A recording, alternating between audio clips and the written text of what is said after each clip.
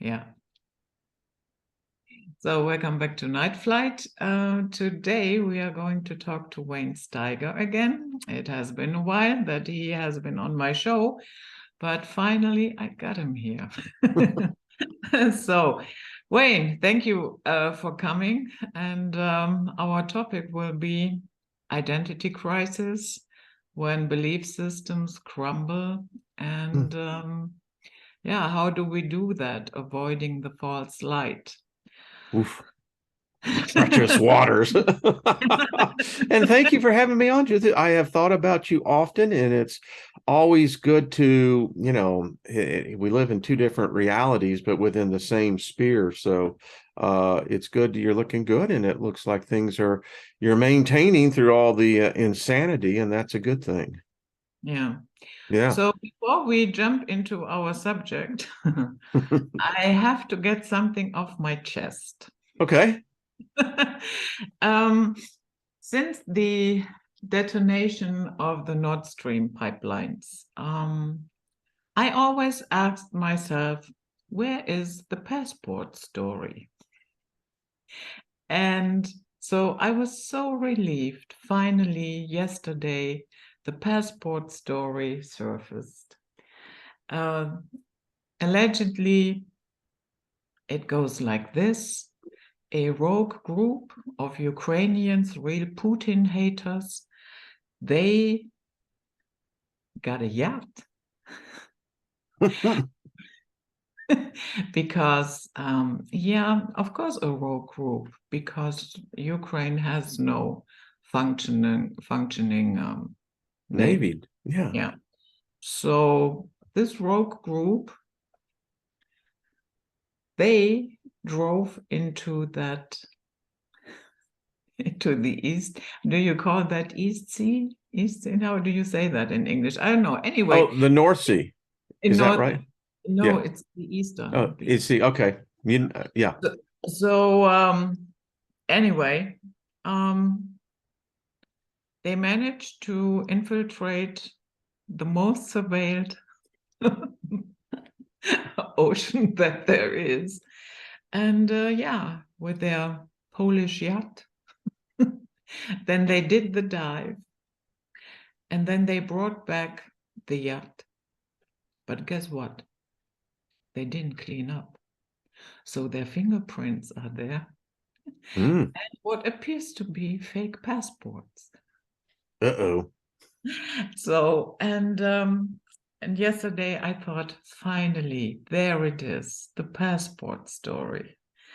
And so my special thanks to the CIA, the MI6, Bundesnachrichtendienst, and whoever else was involved to telling us this story.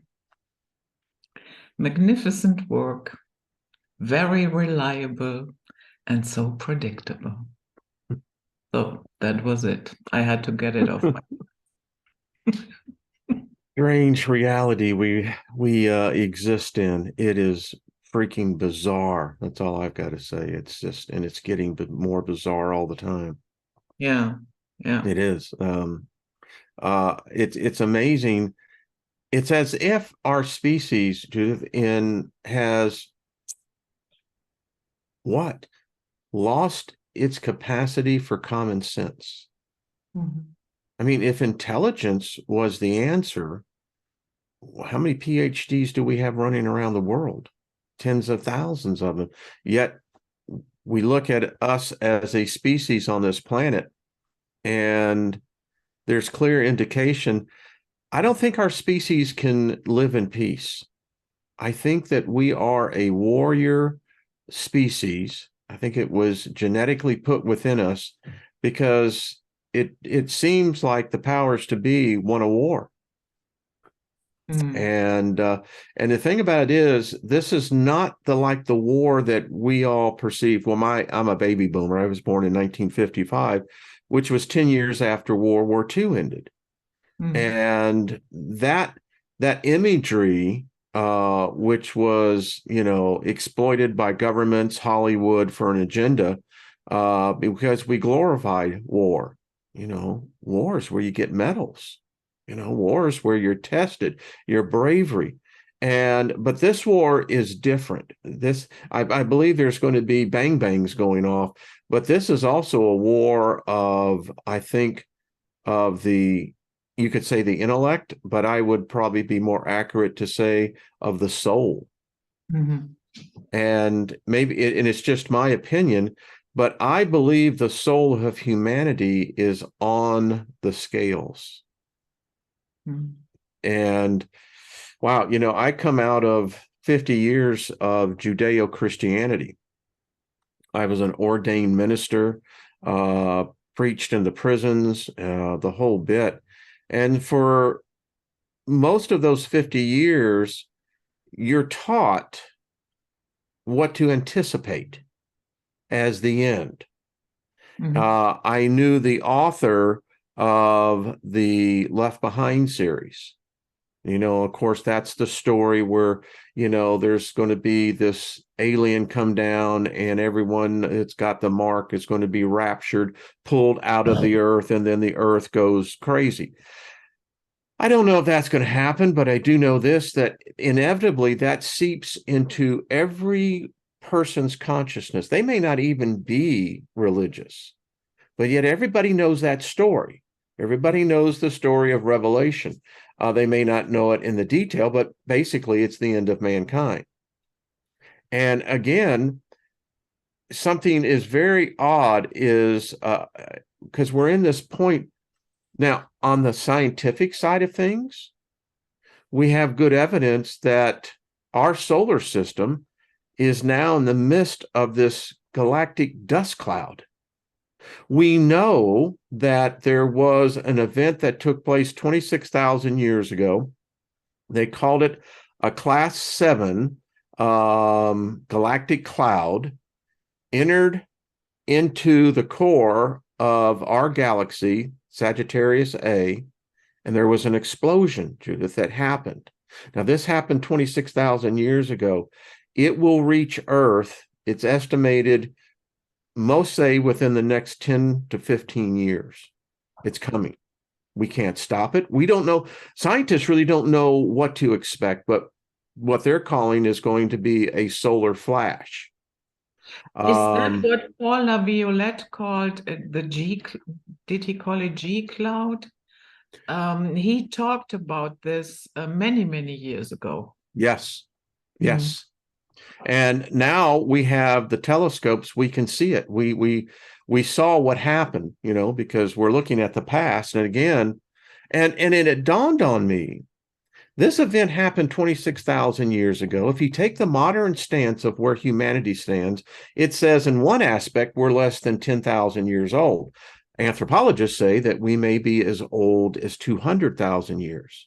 My whole point to this is, if you were of a higher intellect and you knew this event was coming, you can manipulate a species to do anything you want because you know what's going to happen eventually in the end. Yeah. And the question becomes, will they survive? I'm convinced that the powers to be know about this. I mean, we know Bezos. He's been digging out in West Texas. Whatever they're building out there underground, it's causing seismic tremors. So they're building something big. And you have Elon Musk, who, along with a few others, are doing everything they can to get the hell off this planet. So that just leaves you and I and the rest of us. And it's very easily to be seen that I think that you're going to have this war of religion that's going to be intermixed in all this. With all the other turmoil and chaos that's happening, whether you're looking into the heavens or whether you're looking down the street, on top of this, then you're going to have these religious wars. It's already taking place here in the United States. And it's going to get more intense. And it seems is that we, as a species, we're being driven insane. And, religion, again, which I'm very acutely, I study prophecy. That was one of my big things. It was taught by some of the best theologians in this area of prophecy. But if prophecy is true, then it means that your and my life means nothing. We're just merely pawns in a story to an end game or an end goal that doesn't turn out good for us. And it usually means it's a lot of us who are going to die. Here in the United States, there is an attack on our food supply. Mm-hmm. And I don't know what it is in Germany, but here in the United States, they are systematically deconstructing the whole infrastructure of how we process food. Mm-hmm. I mean, what does that lead to? Well, eventually it leads to starvation. And humans, after they don't eat for 3 days, there's something that turns on in the inside. It's the survival thing. And that's when we really become animals. So, yeah. So as you were saying about belief systems and their influence, yeah, it's a wild time, and you're more closer to a situation than I am. I mean, it's right next door to you, this theater that's being built. Mm-hmm. And it's the ramifications of what's being happening. I told my audience, I said, NATO is already in a proxy war with Russia. Yeah. And it hasn't not going to happen. It's already happening. Then you've got the religious zealots, on the other hand, say, see, this is the sign of tribulation. Mm-hmm. This is the 7 years of woe. This is what John, the prophet, the seer, saw. Mm-hmm. Well, there's even controversy now if that book was even written by anyone named John.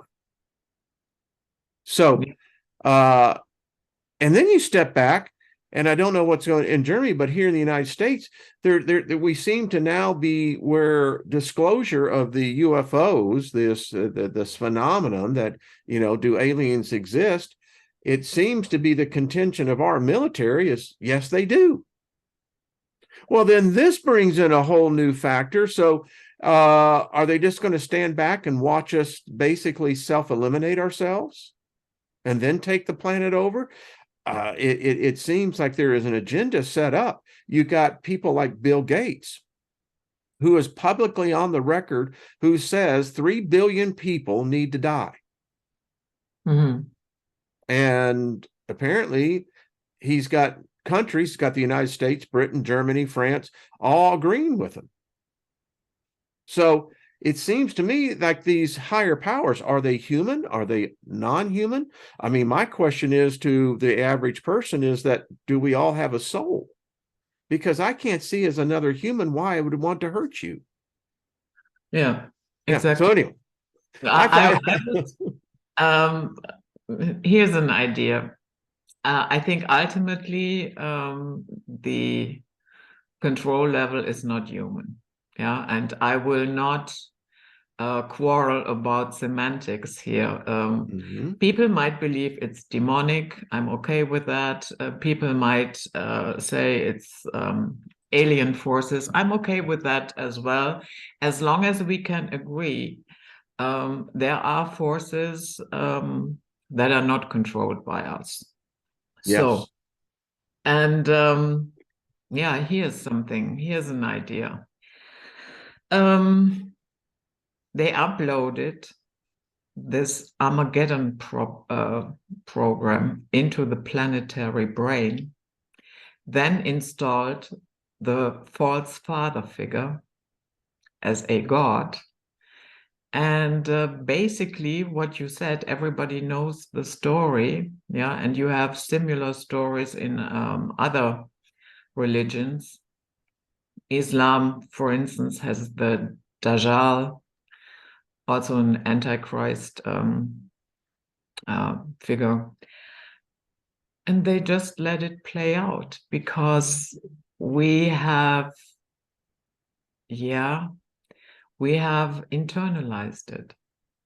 And indeed, we've made it a part of us. Mm-hmm. Could I branch off on that? Because you see, it's interesting because as a former Christian, I said, all right, so what the hell's going on here? I mean, if you've got this male God, and he has the antithesis, which they call the devil, Satan. I'm going, okay, so who is this bad guy? I mean, in Christianity, all you're given is one side of a profile. It's this figure that they don't really define it. And then the other thing, and within the last 5 years, I have become particularly drawn into, is that these belief systems are completely devoid of the feminine factor. There's no woman. There's no Yeah, on the female. surface, I agree, at least on the surface. But if you dig a little bit deeper, you find goddess worship all over the place. The I have, goddess, yes. Is that yeah, what you said? Yeah. But yeah. as we know, the common person in today's world, they don't have time for that. To them, it's like, so what? Mm, God, goddess. But getting back to the program, it's very clear to me that it is of a one energy, because it seems diametrically opposed to the what we would call the feminine aspect, whether that be negative or positive, it really doesn't matter. And it seems like something is running out of time here. Now, I don't know of these. I'm convinced that humans are a genetic experiment.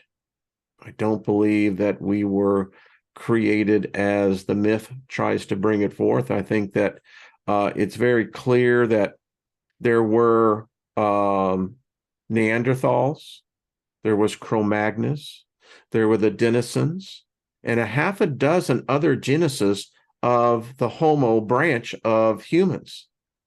And it seems like we came about as a result of genetics. mm. So if this is the case in which we found out through the cracking of the human genome, something's wrong. We've got this 7% factor of DNA that it has no relationship to anything in this world, in this realm. It's like, well, what happened? Mm. So I propose that we're an ongoing experiment. Yeah. Here's a And thought. Oh, yes, sorry. Go ahead. well, no, that the Genesis, and even if you looked at the creation story, the God that supposedly did all this was a geneticist. Mm. And then you get that whole thing in Genesis 1:26. That was one creation. And then you get Genesis 2:7, which was another creation. So what happened to the first creation? And oh, by the way, did you know that the Bible teaches that women do not have a soul? Did you know that? No. Yes, it's in the book of Genesis. Genesis, if you look at 2:21, you see God breathed a living soul into Adam. Mhm. He did not breathe a soul into the woman. Mhm. Also, the Islamic belief says, and it's embedded in Christianity, women are not allowed in heaven. Mhm. Now that's a weird thing now. But yet we practice this thing. We look at the Virgin Mary. My point is, I don't think our species really knows what is going on. Mhm. I don't even think we're really sure. If we can't find our origins, how do we know where our destiny lies? Yeah. So, So here's a thought. When and if the G cloud or whatever the residue of the explosion, if it hits us, what if that cloud, that residue will eliminate the insanity here? And that is why certain groups of people try to get either underground or off the planet because they know their days are numbered. yes, I can see that, because that ties into the thought: does every human have a soul? Mhm. Are we all from the same originator? Mhm. I contend, I in my I practice, a number of occult practices, and in my journeys in the ethereal realm, I have found something that it's interesting. We're not the same. We're not all the same on the inside.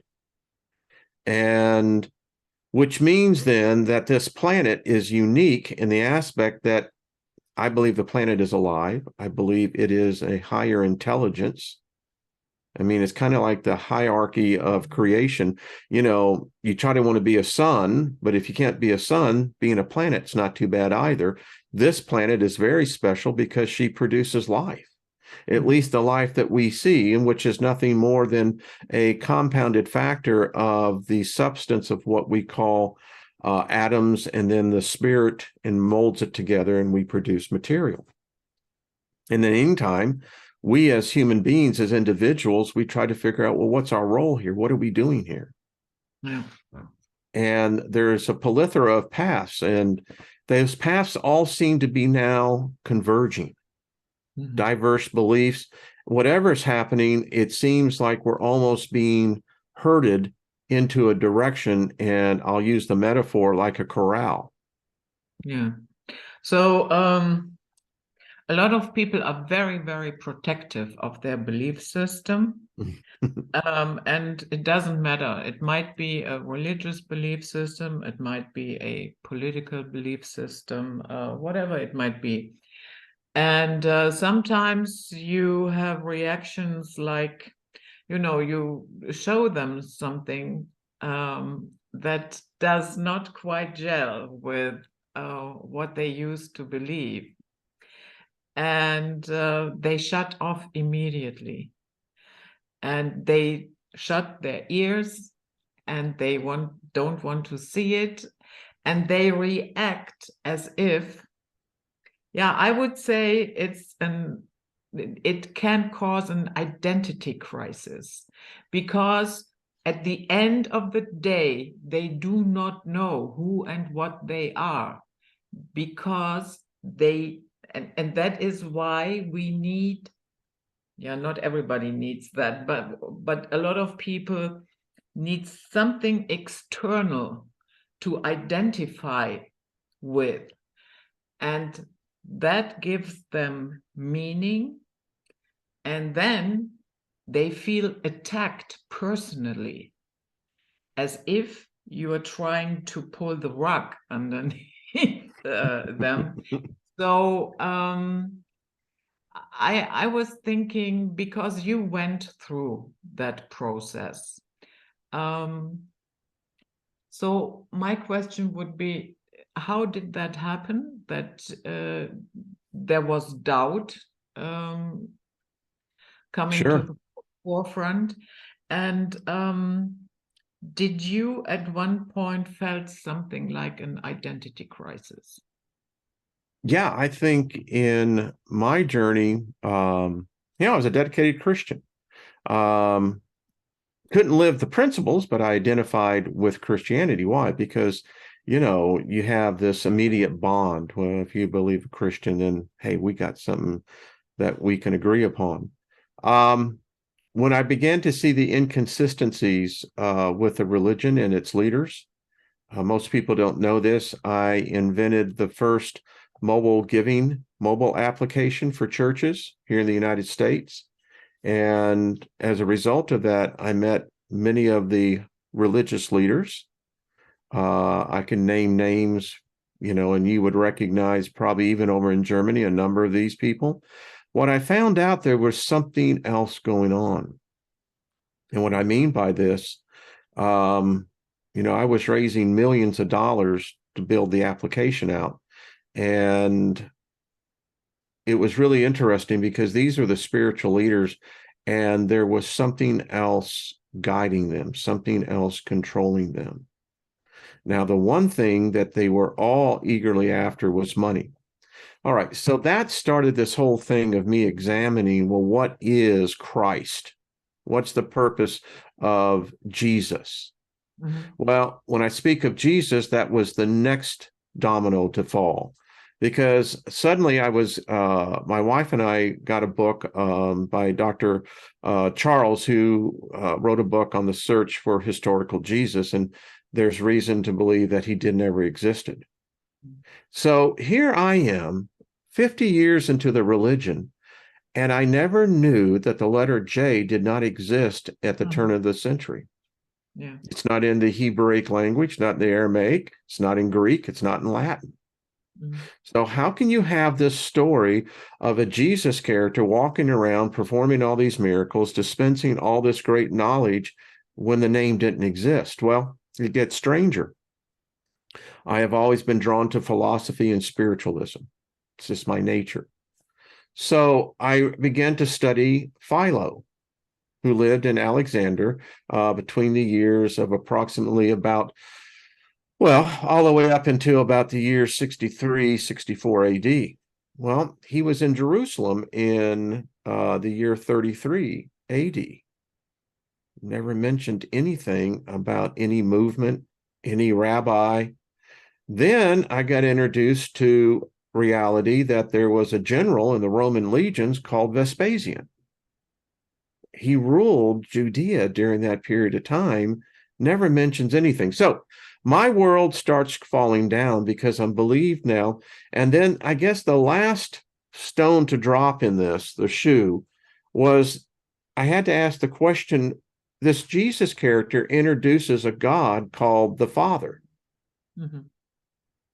But the problem is, if Christianity is relying on the Hebraic history for validation of their God, but the problem is in the Hebrew belief system, there never was a father figure.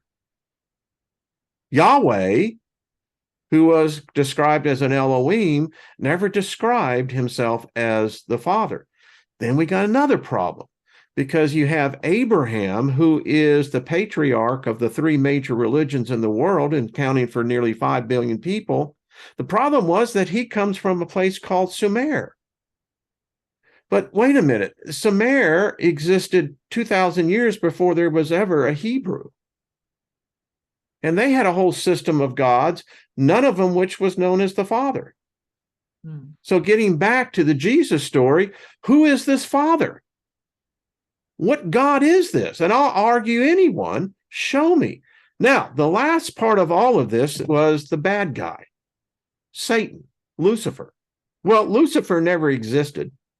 Lucifer is the creation of Jerome, who was written in about 475 AD. Okay, so let's go to Satan. Well, Satan never existed, and the Satan that they talk about is actually from the book of Job, was a small s, which means antagonizer, accuser. So if this thing called heaven and hell exists, then it's an inside deal. You got a mafia relationship here, because heaven can't exist without hell. Hell can't exist without heaven. But then if you've got this bad character called the devil, Satan, who hates mankind, why would he take God's rejects into his kingdom? The story doesn't make any sense. So that left me with no freaking identity. Who am I? What was 55 years of my life for about? All the millions I gave to the church, because it's all about winning souls. In fact, the winning of souls seems to be the prize in every religion, every political group, every social movement. I got to have more souls. And then that started my journey into the occult. It's like, well, they did a damn good job of hiding the occult all through those 5 decades of, and I studied, I have library filled of, all the books. And so my last 12 years have been a journey that has taken me on that place, because what it all comes down to, is that you, I, everyone listening to us, we want to know that the experiences that we have carried through this lifetime go with us. We don't want to be forgotten. Without our memories, we have no identity. And so here I am. And how did you overcome that? It was a morning time. My wife and I, we say that we were literally born again, because you come out of this Wow. Well, I'll tell anyone that's struggling with this, I know your pain, because Judith, here's the problem. You're exiled by those you used to know. Mhm. You're the antivirus. You're the virus itself that they hate. And there's a warning in the New Testament that says if you ever go through this process, and I quote Peter, it'd be better that you were never born and never tasted the fruits of salvation. Mhm. Why? Because when you're standing outside, there's no safety net. And then I finally had to realize I'm a much bigger picture of something that's far beyond my ability to fully comprehend. We have breadcrumbs, but it's a lot of hard work. And the work is the work that happens on the inside. You begin to question yourself, the mirrors that you begin to look, and you begin to realize that if I could have been deceived for 50 years in this one belief, then how easy could I be deceived in another belief? What is it that I'm really searching for here? What is the purpose of all this? Well, really, what it comes down to is I want to know, do I really have a role to play here that will be impactful? But more importantly, I want to know what awaits on the other side, because this is my theory. I'm writing a book on this. I believe that this is the death realm. This is not the realm of the living. We are deceived. The minute we enter into this realm through the veil of blood, and that's through the birth canal, we enter into death. In fact, the minute that you enter in through the veil, you start dying. Mhm. Everything in this realm requires that you feed off of someone else's energy, whether it's a plant, whether it's an animal. It requires, because if and truly a God existed that created these bodies, you could have created this body to absorb all the nutrients it needs from the air itself. There's Yeah. no need to eat. What's the purpose? And so we go through the illusion that this is life. We cling to it. But what we're really clinging to is death. And our greatest fear, because think about this, when you die, you're going to the other side. How long are you going to be alive over there? How long are you going to be dead over there? So you ask the question, and this is what I've come down to. Death is not death. Death is actually the birth of life itself. We enter out of the death realm back into the realm of what we would call the living. That's the ethereal realm. That's where we are. We're eternal. We're an eternal energy and a force amongst many other energies and forces. And we get stuck into this realm because this realm cannot exist unless it feeds off of us.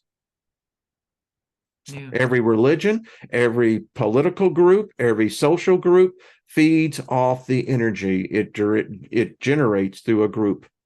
Yeah. What you said about Jesus, I also think there is a case to be made that there was no such historical figure.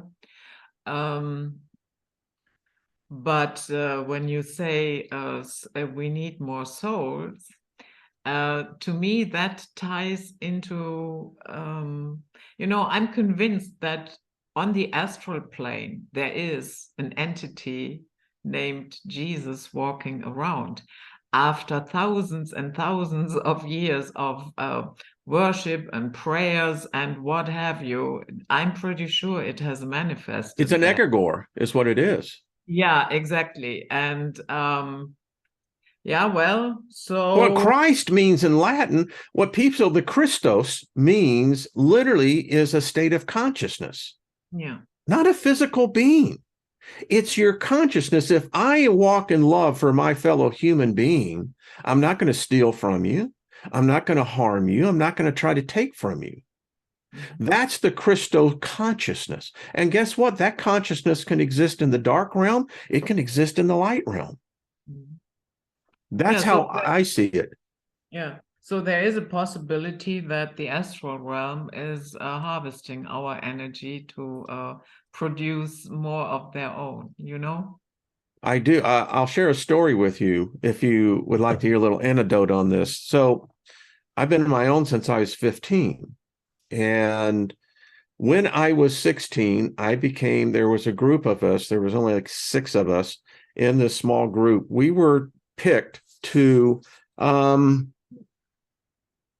they gave us LSD. It was under medical supervision, and we were taught transcendental meditation. We were taught how to put ourselves into a state of lucidity under the influence of the hallucinogen. My point is, we all ended up in the astral, every one of us. My first encounter was pretty strange. I still remember it to this day. I can't describe these beings, but I was met by a very large group of these beings, and they literally wanted to know what was my purpose over there. And I still remember one of them say, if you want to stay, that can be arranged, but you can never go back. So that realm exists. Today, we believe in angels and demons. Demons really come from the root word daemon. Daemon comes from the Latin word, which means divine being. Without the New Testament, there would be no demons. That's the other thing that Jesus of the New Testament introduced to mankind. That's one thing I could never figure out, was that you have this hybrid. I mean, the whole insemination of Mary, I mean, that's a classical abduction story. But you have this cat now who's not all human. He's only part human. But then he introduces us to a race of beings called demons. And then he tells us that there are not just a few of these. There's trillions of them. They exist here. That's a freaking horror story, Judith, any way you look at it. I mean, you're alive in a land that is, I mean, and there are enough stories of the supernatural paranormal, of demonic possessions, and, it just carries on. So, yeah. Pretty strange realm, you have to admit. Yeah. And about that Lucifer story, I mean, they really pulled a number on that, because, Venus, it's actually Venus, the light bringer, because. And then they call Christ that in the book of Revelation. They called him the morning star. Yeah, I know. And I Venus, the light bringer, because shortly after that, when Venus appeared in the sky, people knew the sun would come up. Yeah, so hence the light bringer. And it's like my study of Lilith. Yeah. Lilith, the queen of the damned. You study her and you find out she's got good reason to be mad. She got plenty of reason to be mad.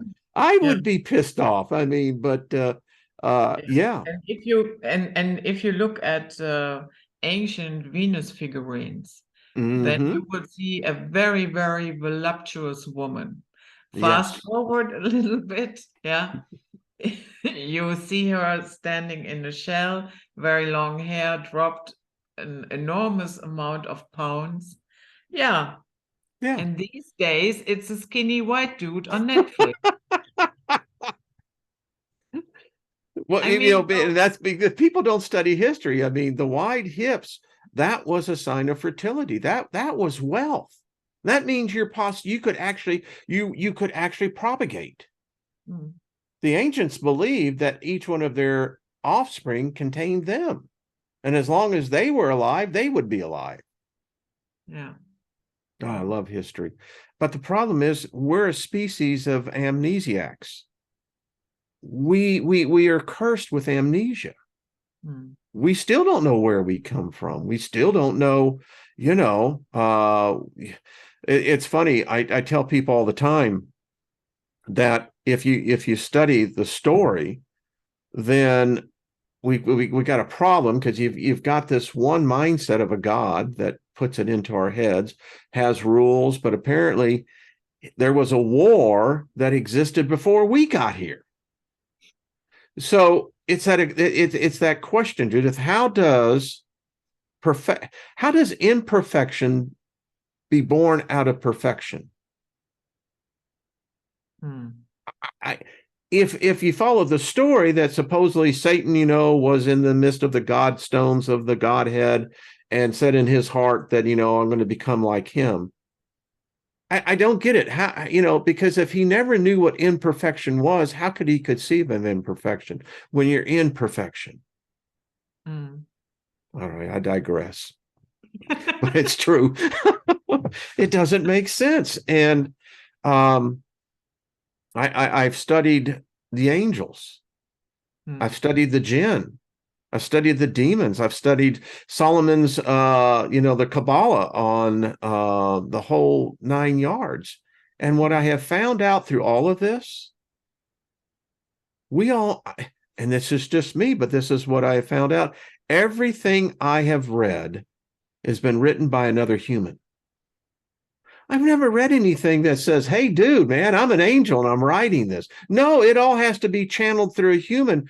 And in the end of the day, I concluded all I'm reading is human thoughts. There's no evidence of any of this existing at all other than what humans have written. Yeah. And Solomon allegedly used demons to build the temple. Yeah. How the hell does that work? So you're building the master demons for the spirit of the most holy God. I thought they hated him. I mean, what? That doesn't make sense at all. But yet I can't find in my Old Testament study any word that relates to demon. I know what an evil spirit is, but I don't know what a demon is. Yeah.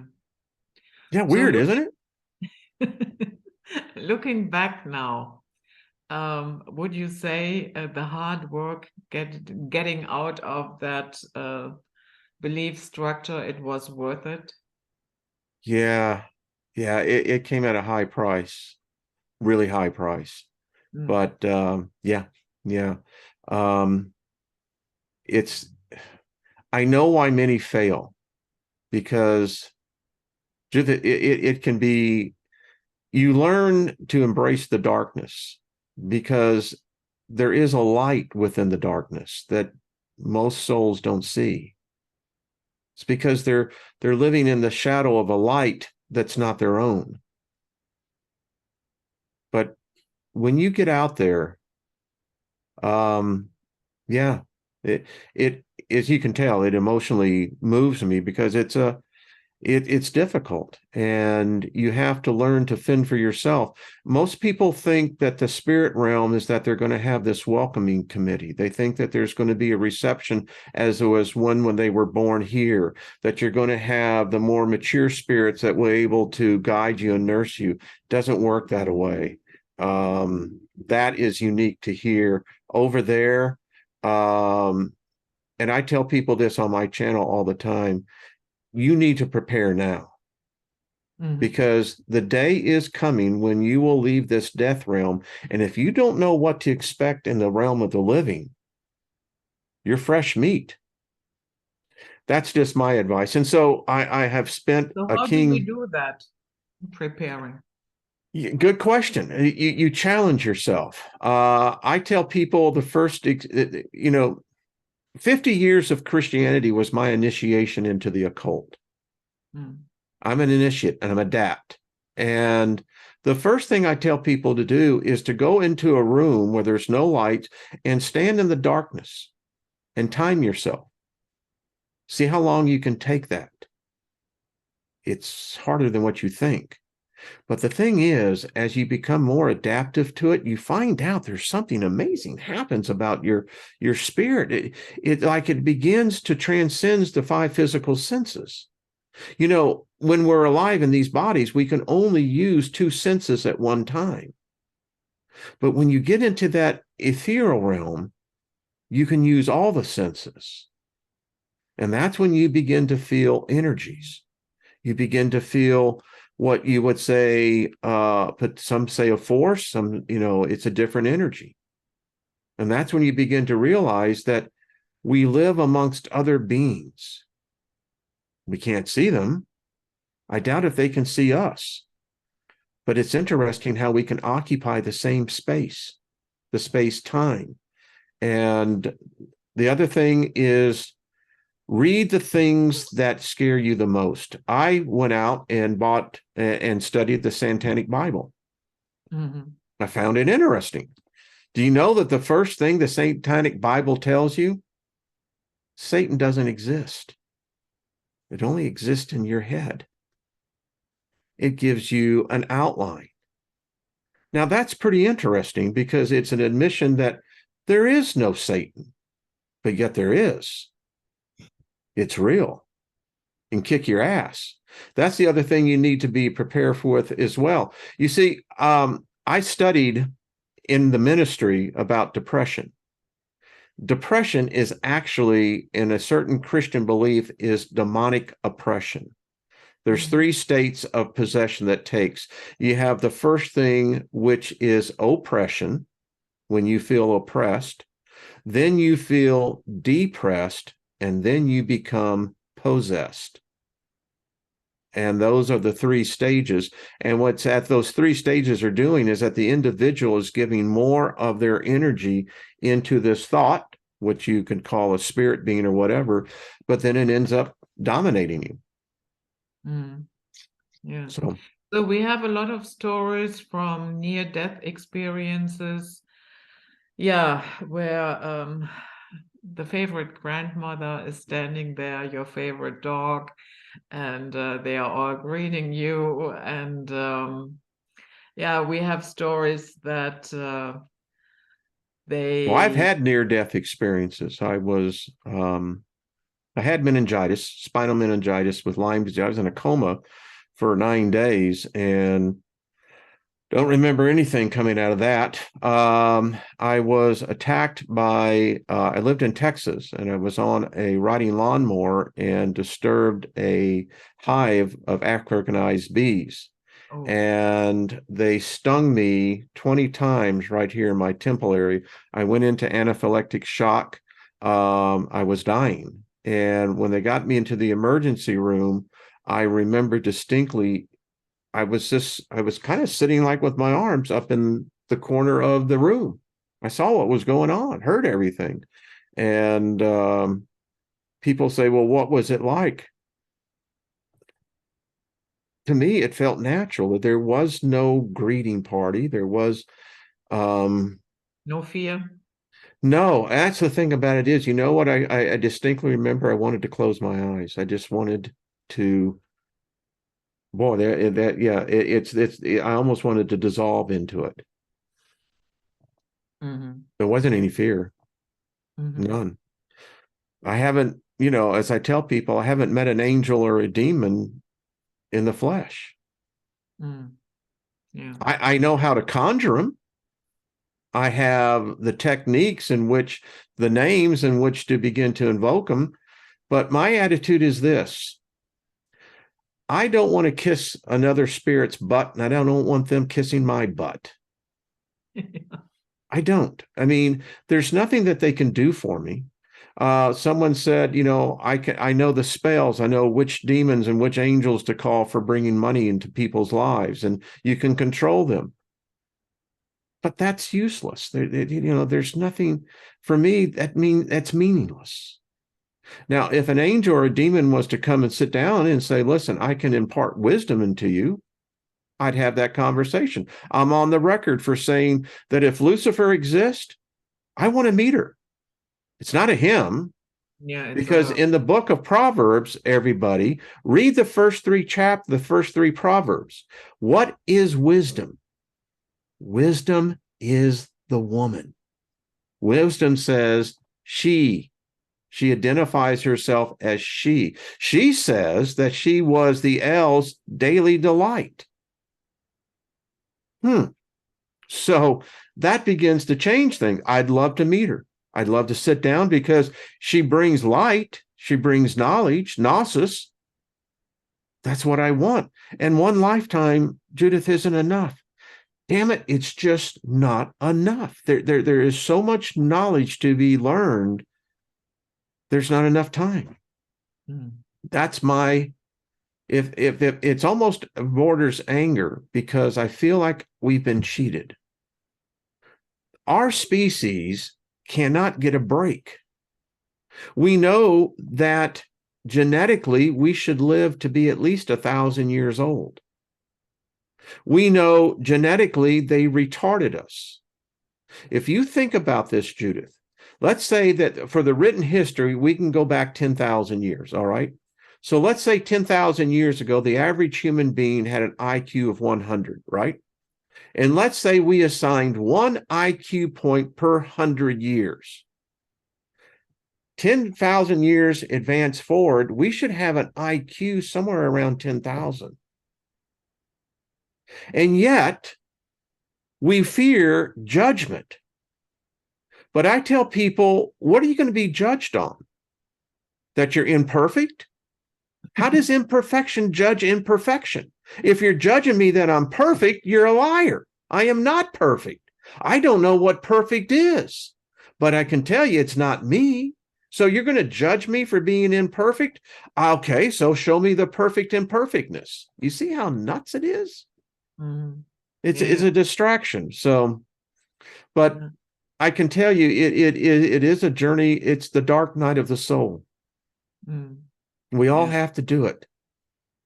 I mean, the thing that I learned, and I was told by a very wise individual, that when you make that journey, and as you approach the precipice, and looking within, you're going to see your greatest fear.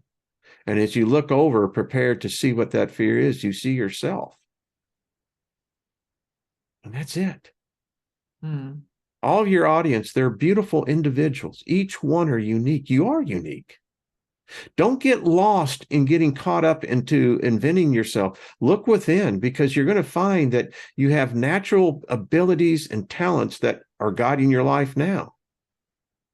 So here's the other thing. Most people hate themselves. Yeah, that's true. It's true. Mm. And I tell people, look in the mirror. And I tell them, if you can look in the mirror for 3 minutes, you're going to start loving yourself. But most people can't. In fact, their image of themselves is only a distraction. Now, you women, y'all have this thing down with the makeup thing. I don't know how you do that, but anyway,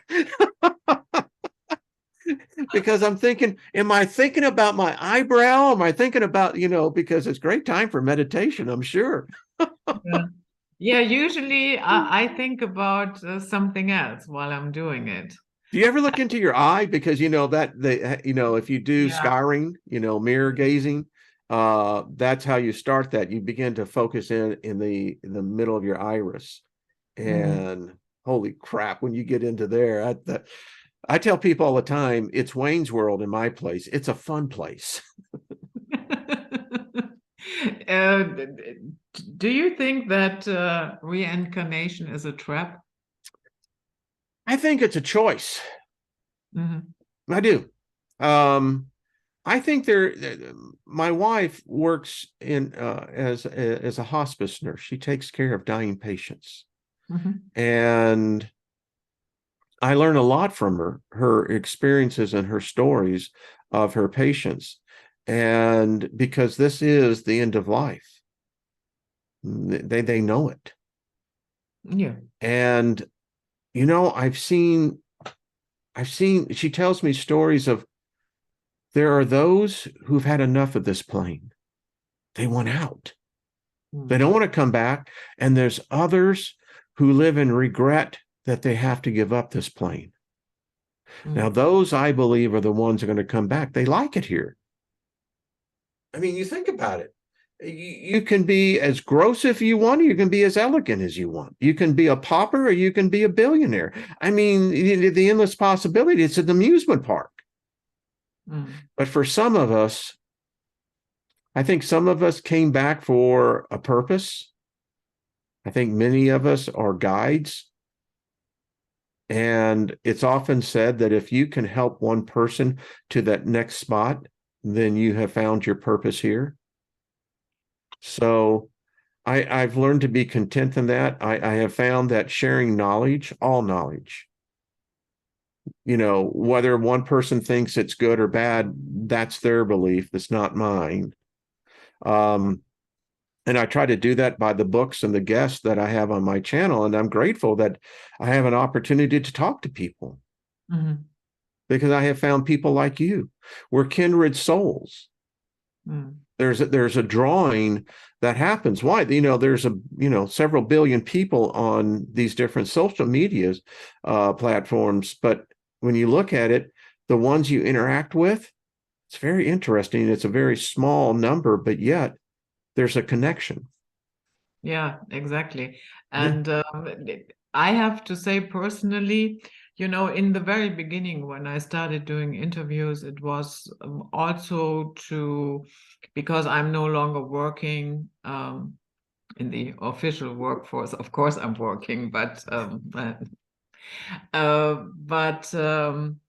yeah, but it gave me something to do. I was forced to prepare, to read, to research, so I didn't want to become, yeah, a knitting granny.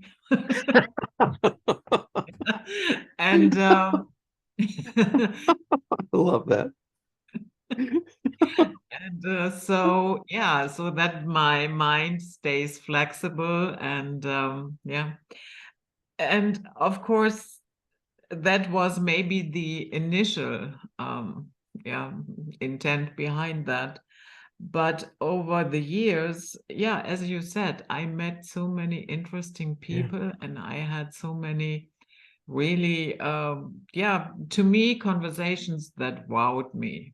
Yeah, yeah, that gave me pause for thought from all walks of life. Yeah, I told you that I also talked to Gary Wayne. Yeah, yeah. I know that he sees everything through that Christian lens, but his research is Oh, really it's the 6 Day wow. People. It's a great book. People ought to read it. It's in Yeah, my library. It's the Blackhead people. His research on that is spot on. yeah, Yeah, but but his lens is through his belief system, and I can appreciate that. yeah, and You know, and I'm not I'm not here to take the belief system away. That is no, not. no, no, no, no, Yeah, no. Mm-mm. and but I had to laugh a little bit. Um, in December, I had Trina Phoenix on, and Yeah. I uploaded that interview also to BitChute, and there, I mean, Wayne, some of the things that we talk about, not everybody can understand that. Yeah. No. So, and then I was informed in the comment section. What the hell are you talking about? What you mean? Jesus.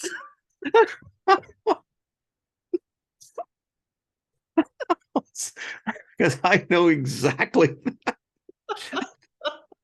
I had Oh, I have people who have called me, I'm possessed by the spirit of the Antichrist, and it's like, really? The thing that I know is this, the benefit, I now have a greater, deeper respect for, you see, I don't see God as a personality. I see God as a force. hmm. It's a consciousness. And consciousness doesn't sit and it's like this, creation never stopped. Creation is still happening. And the benefit I've had through this, and I've paid a price, my mind is agile, my spirit is open. It used to be very rigid, very brittle. Anything that dared, breach my belief system, I rejected. I don't have that anymore. And I can see people, I've had satanic priest on my channel, and I love it. To me, it's all in the same vein. They're all searching for the same thing. Hmm. It's just a different flavor. But I appreciate the fact that I've met people like with you, and we can identify. And again, it's a wonderful journey. I will leave this plane with a smile on my face. Um, it's been a tremendous journey this time around, if I've been here before. But no one's telling me that. They always say, well, you got the Akashic record. And I go, I believe that there is a record. No one's invited me in. I want to read the book, I did what? Yeah. Yeah. Yeah, I know I have been around, and now I'm tired. Well, yeah, I mean, you think about it, the knowledge that we expose ourselves to. If for instance, if I had a Southern Baptist who passed over at the same time I did, how are we going to coexist into the same reality? Our realities are vast different. The knowledge alone will separate us by expanse of time. I don't know. Because, I tell people all the time, some people say, well, you've denounced Christ. No. You don't understand. I haven't denounced anything. I just said for myself, I don't see that this individual, through study and looking at the record, ever existed. I don't know who wrote those words, but I do know this: it had to be another human. And if another human wrote those words, then it was either channeled or made up. Yeah. And that is the knee-jerk reaction that is the result of black and white thinking. Yes, exactly. Yeah. And the other thing is, they have found the merchant road that led from Rome all the way into Jerusalem, because it was part of the Silk Road. It was their main transportation of goods and services. And it's interesting because along the road, they have dug up what would be called small cantinas, little restaurants. Well, it makes sense. If you have a Roman legion, an army going by, they're going to need food. If you have travelers, merchants. And the other thing is that our species loves to draw. We love graffiti. So here we are. They found around the 1st century in the graffiti, you know what they found? Pornography. Yes. Women's breast, women's body parts. Yet I tell people all the time, so you've got this cat who's, in a military occupied town, Jerusalem, by Vespasian, and he's out there talking about these cool things. And yet you're telling me that there was not one artist, not one person who could sketch a scene? Come on. Jerusalem was a cosmopolitan meeting. It was a melting pot of the East and the West. Artisans, literary, writers. Yet we can't find anything outside what they said is the canonized Gospels. But when they found, of all things, the Nag Hammadi in 1947, well, that blew everything. And then I tell people all the time, here was the nail in the coffin for me: the Sumerian tablets. The Sumerian tablets never mention a Hebrew God. They don't. And the thing about it is, the Sumerian tablets existed 1,500 years before, again, there was anything called a Jew or an Israel, a Hebrew. Yet the Hebrew writers never mention anything about the Sumerian gods. But yet in their books, in the book of Zechariah, it talks about a UFO coming from Sumer. Now, wait a minute. Abraham was from Sumer, so we have a UFO in the book of Zechariah, by the way, with 2 female pilots. So there's some weird stuff in those books. That's all I got to say. Yeah. But I digress. Before I let you go, you mentioned something to me off camera, where you told me you read something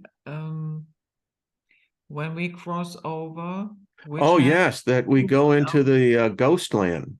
Yeah, okay. Can you elaborate a little bit? Sure, yeah. So there are those, for instance, when we depart, there's primarily 3 ways in which to depart. Naturally, those through an illness or, that takes us, or through a violent act, or what we would call blunt, that pushes the essence out. Those type of incidences in violent crimes where rape and those are, those spirits are left here. They are trapped. Literally, they are trapped, and they're in this place called Ghostland. It's the in-between realm, and there are billions of us there, and it's not a good place. It's not a fun place.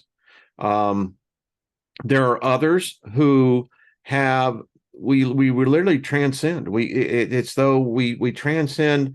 I was told at the spirit of dimensional travel, we go on to another plane. And then there are those who they say that we basically dissolve ourselves and we become a part of a higher intelligence. But you don't want to be in Ghostland. And that's where a lot of people end up. People who commit suicide, they want out. Many of them will find themselves there. You can get out of there. And it's thought that this is where the recycling of reincarnation takes place. Mm-hmm. For instance, I read a story of a woman who was the victim of a guy who was practicing the arts, and he wanted to see what happened to the living essence of a person if they were suddenly no longer living, and he murdered her. And he eventually went insane. And through a process of a group of people who were able to actually speak to him in the ethereal realm, he told them the following story. He said, I saw her essence leave her body, but she turned into something. And he said, please tell every human being this. There is no death. It's an illusion. But how we die and how we get onto the next plane is very important. And he said he's trapped there with her until the recompense is paid for what he did to her, because he cut her off from what her journey was supposed to be. And there is a recompense for those type of actions. So Ghostland. I'll be covering it on my channel, by the way. Okay, great. Yeah. And so, in other words, if we are killed, we end up in Ghostland. It's in the matter, for instance, in the battlefield. They bring out a number of these incidences. Yeah, you can, and then that's what they call it. It's an interesting term, Ghostland. For instance, I got terms in here. For instance, the soul is a compound of elemental essence: earth, fire, water. It's what we're made of. We have the belief that when the soul is pushed out of the body due to blunt force, violent acts, the soul does not have time to adjust to the transition process. This puts them into a realm that they are not prepared for. And this is what they call it. You become what they call an atmospheric spirit. And that's where we can get hauntings. But basically, the spirit is reliving that moment, and they're trying to find that answer of being able to be let out. Mm-hmm. It's life is not easy. I mean, you think about it, how many children are needlessly, lives are terminated. We live in a very violent world today. And it would seem to me that this realm, by the way, there are those on the other side that are building, and the word that what I read, literally, they're building a portal bridge to get back here, and they're doing it. Now, it's real interesting because I go back to my biblical training. This was prophesied that would happen, that basically the ghost world and the living world would eventually intersect with one another. Did you read the book of Matthew? Yeah, but just for clarification, So, but the bridge is not built from the ghost world. Yes, it is. Yeah, it's being built from the Oh, okay. ghost world. Yeah. Hmm. And the thing about it is, I had this gentleman that I'm going to have him back on, JD. He's a very interesting individual, and he deals with incubuses and succubuses and these beings. And it's interesting to me because you know how all this plays into this much bigger picture. Mhm. And you can't summarily reject, you know, these stories of about humans who want to have relations with spirits. Mhm. And it's one of those taboo topics, but yet I'm finding it has some serious implications when the living actually have that type of situation. But anyway, stay Mhm. tuned for more on that. Yeah, okay. So everybody that is interested in that can certainly tune into your channel. So, I'll have to when have you on. I know we have what, it's about a 7 hour difference. Mhm. Okay. I have to get you on because if I do the noon show, oh, Mhm. that would be 5 a.m. your time. Holy crap.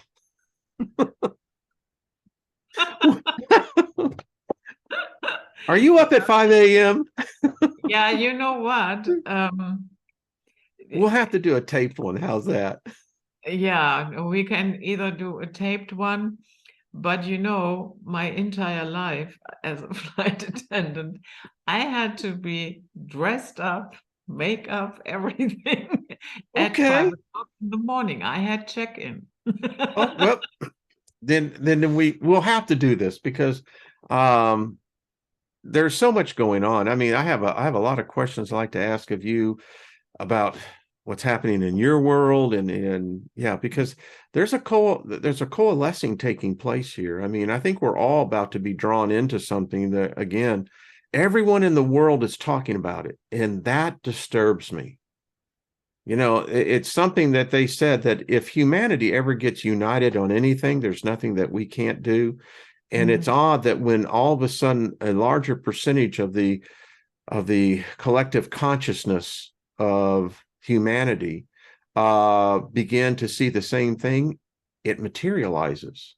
Mm. So anyway, Yeah. this has been So, fun. yeah. Yeah, I had a lot of fun. And Oh, I enjoyed it. We will see if I get similar comments again. What I love it. Don't you love it? I do. Hey, When listen, can I put a challenge out there for anyone who hears this? So if you really think that this Lucifer character is really bad, Hmm. please show me in the Bible where Lucifer ever demanded one human worship it. Show me where it ever demanded one human to spill another human's blood. Show me where it's written that it ever required sacrifice. It ain't in there. Just tell you now. So that's when I said, wait a minute. It's like this. You ever been defamed? When someone slanders you and says something that you know it's not true. Hmm. I mean, I don't know about you, but that doesn't make me feel good. And so I thought, here's Lucifer, this dude or dudette, and and never said a word. And what was told him was told a lie. And I thought, Steiger, you bigoted son of a gun, you. Why don't you just put down that bigotry and maybe talk to this spirit and find out? Well, it's going to deceive you. No, I've already been deceived. That's all right. And I found out wasn't nothing at all. Yeah, that most people think Lucifer and Satan are one and the same, and that doesn't Mm-mm, gel with me either, mm-mm. because Satan is more a male energy, and Venus is a He's a female. prick. Satan is associated with Saturn, and Yeah, Saturnalia, yeah, exactly. And which is Christmas, by the way. yeah, I know. And yeah, and Lucifer is associated with Venus. So how that can be one and the same, that is beyond me. But okay. I have a theory that Lucifer may be Lilith. Yeah, we had a lot of personifications for Venus. Yeah, Inanna, Ishtar, Isis, Diana, All beautiful women. Aphrodite. Mm. Yeah, Yeah. Some are white, some are thick. yeah. Judith, this has been fun. So, okay. That was it. Night Flight for today with the wonderful Wayne Steiger. And we see you all next time if you like. And have a wonderful time and enjoy your life. Bye bye.